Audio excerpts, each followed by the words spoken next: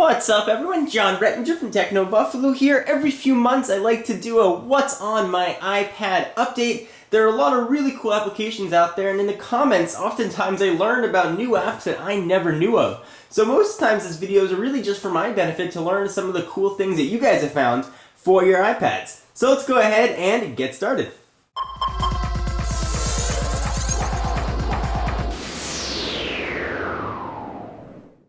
Alright, so my first screen here of apps, you can see there's the search. There's nothing really fancy, probably most of the same applications that you guys have. Leads off with YouTube. I actually watch a ton of YouTube videos on here. Now with AirPlay, I just fling them to my Apple TV downstairs and just watch whatever I like. It's a lot of fun to be able to watch YouTube videos and keep up with all my subscriptions and learn about new tech and cars and all the other stuff that I like right on the iPad. Next, we've got Photos. Obviously, everybody knows Photos. Notes, Game Center, iBooks, and videos, all pretty standard stuff. Next is Skyfire. It is actually an iPhone application, but it does let you view some Flash content. I sort of did a whole demonstration of this in a iPhone overview. But what it does, you can see I was looking at puppy videos. My wife and I are considering getting a dog.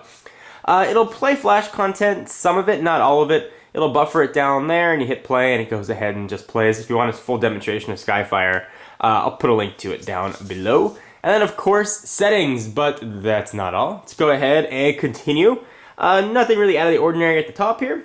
Contacts, iTunes, iPod, Maps, Pet Finder. Mentioned that whole looking for a dog thing. It's got a list of all the dogs that are available for adoption in your area. Add your area by breed, by size, and stuff. You can see it's scaled all poorly, so it is an iPhone application. But it's fun if you're looking to adopt an animal. You can see dogs, cats, others, and the like. Next, pages, numbers, and Keynote. Obviously, if you want to edit and create some of your Word, PowerPoint, Excel, or iWork-esque documents, that's going to be the way to go. I do a lot of reading, and sometimes I do the reading on the iPad when I feel like my eyes really need some abuse. I will head on over to the Kindle store here, which is right there. I've got it on my computer. I've got a Kindle application, so it's nice to be able to keep all my books within that ecosystem. Analytics HD is an application that lets me actually get access to Google Analytics, so I can track trends and track traffic, things like that. There is an iPhone version as well. Next is SportsCenter. This is an application that I probably look at more than I should.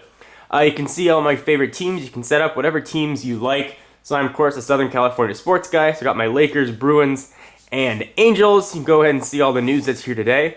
It's kind of cool. You can go ahead and watch what you like, but also we'll play videos from ESPN.com sort of right in the browser. So go ahead and hit play, and all that content will buffer up. Now, you can go to ESPN.com and actually still watch some of those videos and get a lot of the same article content.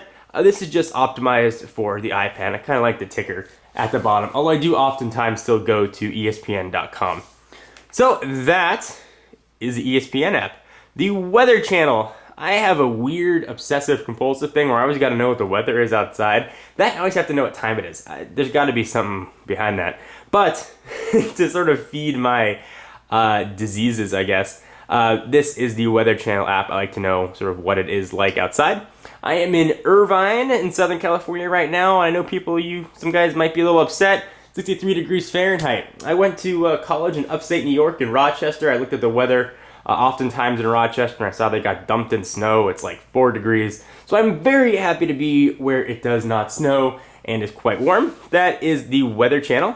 There's a ton of weather apps. Am I missing one that might feed my addiction a bit better? I'd love to hear from you guys. Next, Wall Street Journal, which is in my opinion one of the killer apps for the iPad. It's a great way to go ahead and keep up on all of your journal content. You can see actually I haven't read it in about 2 weeks. We'll go ahead and open up an older issue and I can show you what this looks like. It looks very similar, obviously, to the Wall Street Journal. That's its name. It's loading up a back issue here. Sometimes it can take some time. If you leave the application open and then close it, it'll download the stuff in the background. I hadn't opened it in about a week.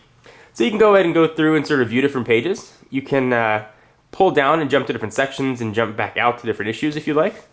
So go ahead and back and launch Mondays. You go ahead and jump to your sections for your Wall Street Journal and pick where you want to go, marketplace, whatever it might be. If you find an article that you like, so let's say I want to read about Fiat's 500, new car coming to the US. Actually saw it at the LA Auto Show. It looks sort of very mini-like. It was kind of a good-looking car though, a nice, cheaper, safe, very fuel-efficient way to travel. So you want to read the article, you're reading it, okay, you're done. You can pinch back. You're supposed to be able to pinch back and go back to where you were. There you go. All right, that's the Wall Street Journal. That is a subscription service. Bloomberg is a great way to track stocks. There are a ton of stock applications out there. I like Bloomberg. It gives you almost real-time updates for your stock portfolio. Next is Netflix. Netflix is kind of a must-have, especially now that they've got that web-only option. Lets me check out my content. Although, I know I say it's a must-have, but I don't really use it that much anymore. I don't know, maybe it's because I don't have that much free time, or I'm just not watching that much streaming content. However, I always like to know that it's there. It's comforting. It's like a warm glass of milk. Goodreader is an application that's super important for an iPad. It lets you open other document files that maybe you couldn't open if you didn't have the pages, numbers, and keynotes option, and a few other file formats. It looks pretty straightforward. The UI isn't very exciting. You don't actually end up opening the application quite a bit. You don't open the application at all. Oftentimes when you view an attachment, it'll ask if you want to open it using Goodreader, and it's more of just a conduit for opening content. Angry Birds, of course. Here's my Angry Birds impression. Which is awful. You'll notice that I am horribly musically not gifted. That's the original Angry Birds game, not Seasons or Halloween. I'm still trying to beat it. I'll get there eventually. This powerful, big, sometimes expensive tablet is oftentimes turned into just a big calculator for me. So I've got two calculator options here. Jumbo and calculator. So if you want to calculate, those are good things to do. The next one here is Atomic Browser. There's a paid version. This is the light one. It's a Safari replacement. Actually has a lot of really, really cool features. And this might actually merit its own video. But let me just show you guys real quickly what this is. So pretty simply, it's a web browser. You notice tabs there play a pretty prominent role. Let's go ahead and let's open up a website. And this should look pretty familiar. So I'll go ahead and jump into, let's say, TechnoBuffalo.com. And you'll see you can open up in the same tab. You can go ahead and start new tabs, which is kind of neat, and they'll stay open right across the top. So a great way to sort of jump back and forth in between tabs, so you don't have to sort of hit another button and get your window, find the window you want, and then jump to it. There are a lot of really good settings too.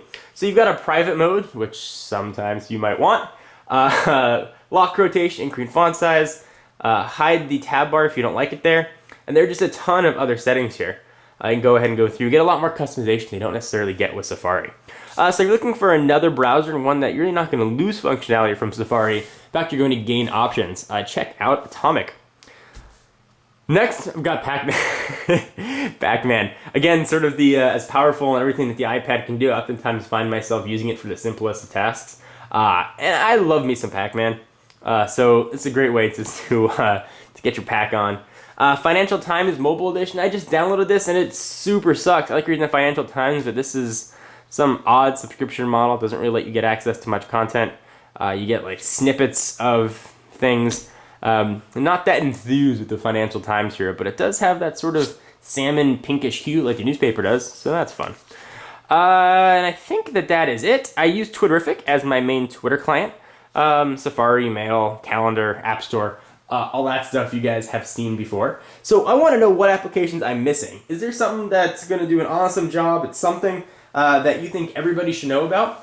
If it's a great application and I find myself using it a lot, I'm going to share it with the audience. I think this is a really fun way for us to interact and share some information. So I want to hear about your iPad apps, and I'll make one of these videos too for the iPhone. Anyway guys, I am John Rettinger from TechnoBuffalo, and I will see you in the next video.